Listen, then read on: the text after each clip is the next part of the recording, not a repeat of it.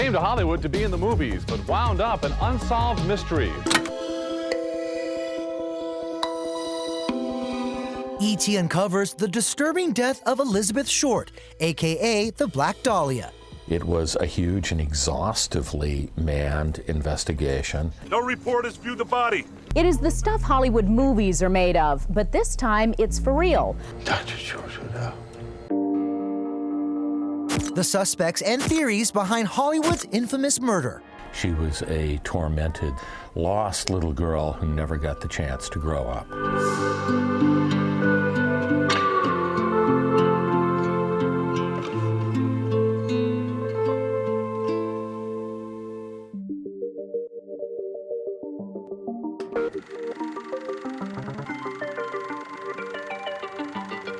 To all the world, the apotheosis of the West Coast spirit is famed, fantastic Hollywood. The contradictory evidence is a recurring feature of the Black Dahlia case. This was one of the first of its kind, and it's a depraved one. Armchair detectives on social media still diving deep into Elizabeth Short's death decades later. The body, it was cut in half. Very concerning. Few photos exist of Short and her murder investigation, leaving Hollywood to mix fact with fiction on the big and small screen. Isn't it a beautiful day, Ava? American Horror Story's Murder House portraying the moment Short's mutilated body was dumped in LA's Leimert Park. A woman named Bersinger, who was walking her infant child in a baby stroller south on Norton Avenue between Coliseum Street and 39th Street, saw what looked at first glance to be a mannequin off the sidewalk a few inches into the lot. Mommy, what's that? It's nothing, honey. It's just a department store mannequin. Okay. You tell me when. We started looking around for this gal, and suddenly I saw it. And there's something about a dead body, you know it's dead when you see it. Holy cow, I said, Felix, this woman's cut in half. And in those days, it was pretty bizarre. The bizarre scene soon buzzing with cops and cameras. Well, listen up. The 2006 movie based on best-selling author James Ellroy's novel, showing the gritty details we've blurred for graphic content. It was Elizabeth Short. She was nude. She had been bisected at the waist. Bottom half of her body was posed obscenely. Her body bore torture marks, and her mouth was cut ear to ear into a hideous grin. The pictures, once you've seen them, you'll never forget them. As soon as I told my city editor she's cut in half, wow, boom, get in with the pictures, the place. And it was the biggest extra we ever had next to VJ Day. Did you read the papers? She's being played up as the hottest number since the atom bomb. I don't know why it captured people's attention as much as it did, because it became this giant phenomenon. The copious media publicity that this case engendered served to hinder the investigation, because many, many leads came in. People ratting off estranged lovers, people ratting off people who owed them money. It became a circus. A circus that could sell newspapers as news hounds and detectives looked to Elizabeth's final days. Elizabeth Short was last seen on the night of January 9th, 1947 at the Biltmore Hotel downtown. Her body was found Wednesday morning, January 15th. There is much conjecture as to where she was and who she was with during those 5.5 days. I found Red Manley, who was the main suspect, who was up in San Francisco at the time with his partner, trying to start a new job. He dated her and been in a motel with her in San Diego. The last time that Elizabeth and Red went on a date was January 8th, which is the day before Elizabeth went missing. Suspect number 1, Red Manley, was quickly cleared by a lie detector test and his airtight alibi. They had nothing on him, so he was released. It was a huge and exhaustively manned investigation, staffed by many seasoned detectives. They were tripping over each other out in the field. Back at police headquarters, taunting letters arrived from the supposed killer. They made for good headlines, but not much else. And soon, Short dropped off the front page. I guess about the end of 2 months, 10 weeks that it got cold. Meanwhile, Short was buried here in Oakland, California, 400 miles from where she earned her eternal nickname. She dressed from the skin out in black. Her name was Elizabeth Short, but friends called her Black Dahlia. The label, a riff on Veronica Lake's 1946 detective noir, a fitting connection for Short, whose backstory was full of mysteries and mania. In the years since the turn of the century, Los Angeles has grown from a sleepy pueblo to a vast, seething metropolitan city, and which sees a constant day-to-day influx of people from every part of the world. Elizabeth Short was a pale, pie-faced, blue-eyed, dark-haired Irish Protestant girl from the suburbs of Boston, Massachusetts. I knew her for about 10 years. She'd take me for walks, she'd take me to the movies, and I more or less idolized her. The Boston native moved west, job jumping across California before landing in the City of Angels. And here's the famous boulevard, where stars go shopping and internationally adopted fashions are originated. I'm an actress. I'm gonna make it big. Everyone says so. We believed that someday we'd go to the movies and we'd see her up there. This is Hollywood and Vine, the crossroads of filmland. A few blocks from this crossroads, Short lived here for a time, rooming with multiple strapped-for-cash Hollywood hopefuls. She had talked to anyone. She was interested in people. She liked people. She was vivacious. She was considered something very special. Anyone who lived through World War II knew it was a highly social time. You know, women went to nightclubs, bars. Street test, Elizabeth Short. She came to Los Angeles, like many girls who come to LA, really wanting to be a movie star and having very, very little money and trusted many different people.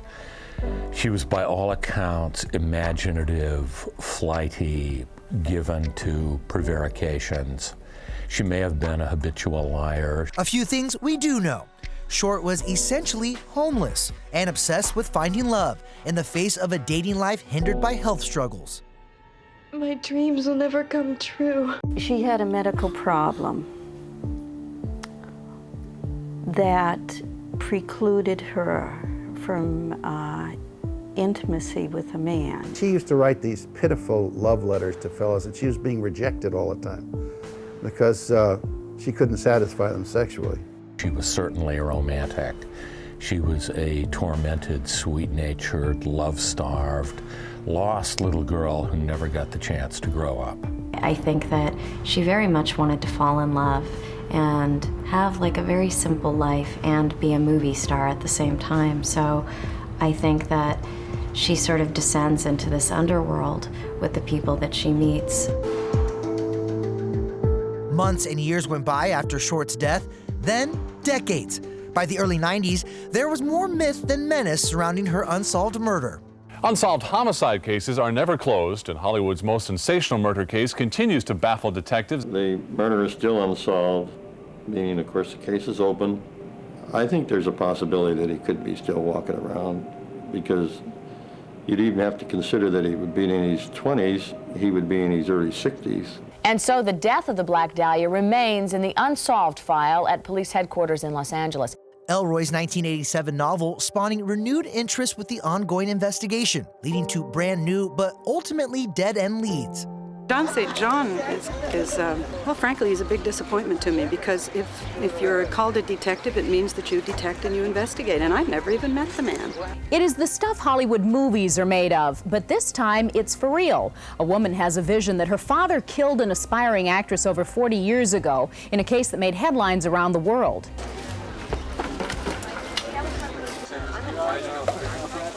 Today we're doing an excavation on a vacant lot, looking for a possible crime scene that occurred January 11th, 1947. I don't know whether he took away the remains of her body in pieces or buried part of her and took part of her away, but the only way to find out is to look.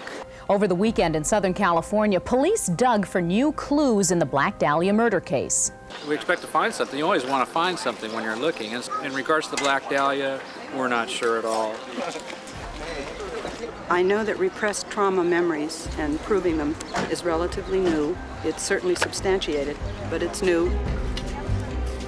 And we felt at this time that we needed to check the scene out to see if there was actually a body at the scene or any other things that might come to fruition at the scene.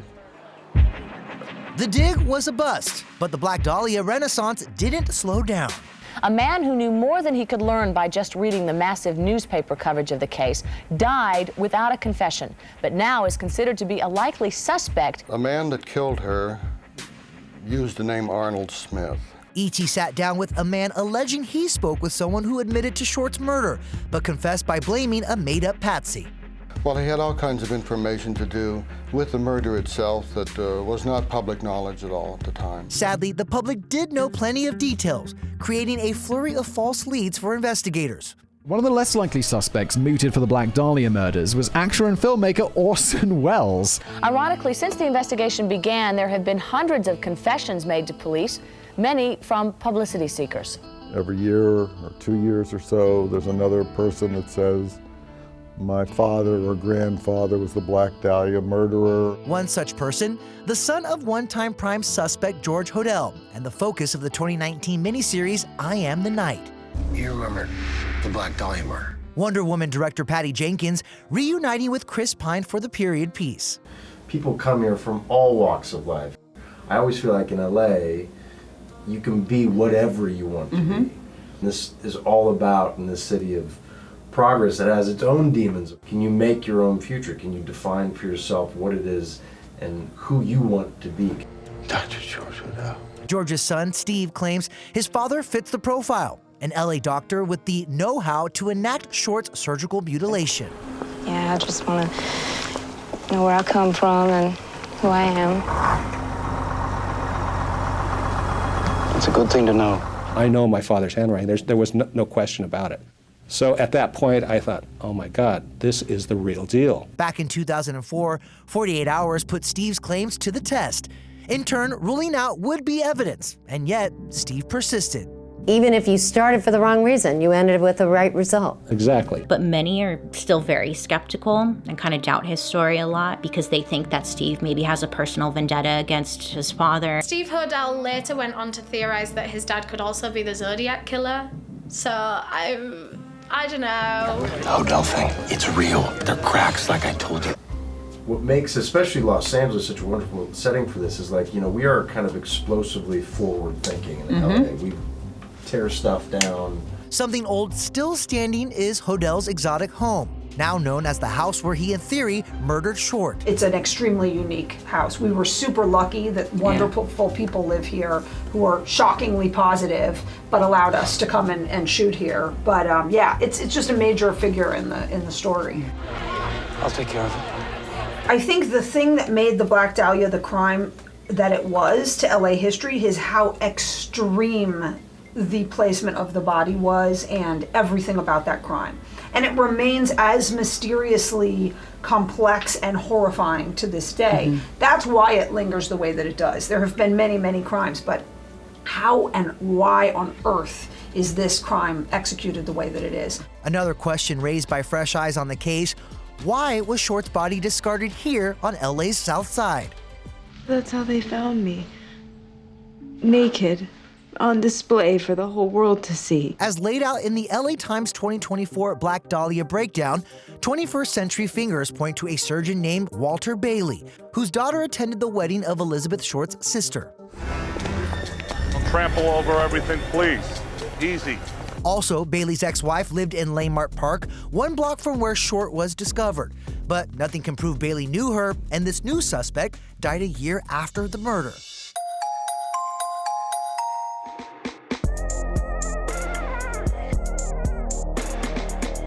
Well, the Black Dahlia, it's my opinion that the murderer will never be found. So I guess all that's left for us to do now is to make up our own minds on who we think could have murdered Elizabeth Short. This poor Elizabeth. No sightseeing tour of Hollywood is complete without a visit to Grauman's Chinese Theater. There's no more concrete evidence of movie success than a footprint in the forecourt of the Chinese. Elizabeth Short never nabbed those prints in life, but in death, there's a grim silver lining for the Black Dahlia. You were the front page news of every paper for 2 months. I really did become somebody. I think it's because of the visual material that the Black Dahlia has lived on for decades and decades, and also it's an unsolved murder, and it's one of these mysteries that will go on forever.